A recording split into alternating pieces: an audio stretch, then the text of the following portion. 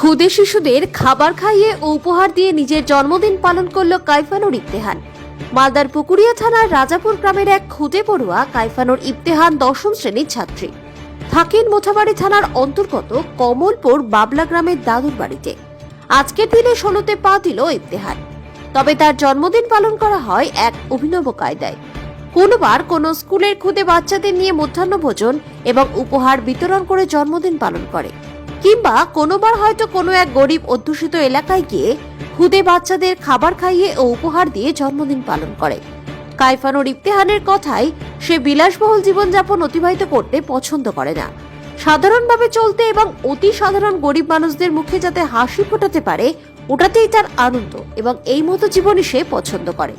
তাই এদিন মালদা জেলার মঙ্গলবাড়ির সারদা কলোনি এলাকায় সপরিবারে গিয়ে ক্ষুদে বাচ্চাদের নিয়ে তার জন্মদিন পালন করে সে। মঙ্গলবাড়ি সারদা কলোনি এলাকার বাচ্চাদের খাবার খাইয়ে এবং উপহার দিয়ে জন্মদিন পালন করলো কাইফানুর ইবতেহান।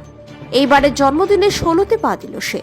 শুধু এবার নয়, বিগত 8 বছর ধরে এভাবেই অভিনব কায়দায় জন্মদিন পালন করে আসছে কাইফানুর ইবতেহান।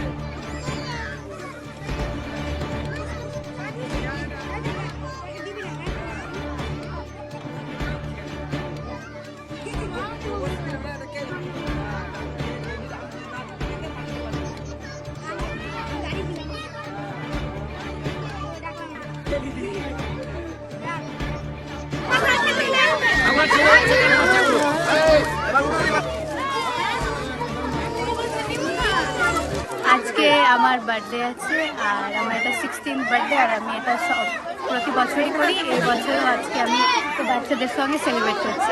এটা just it's my wish, because আমাকে এটা ভালো লাগে করতে।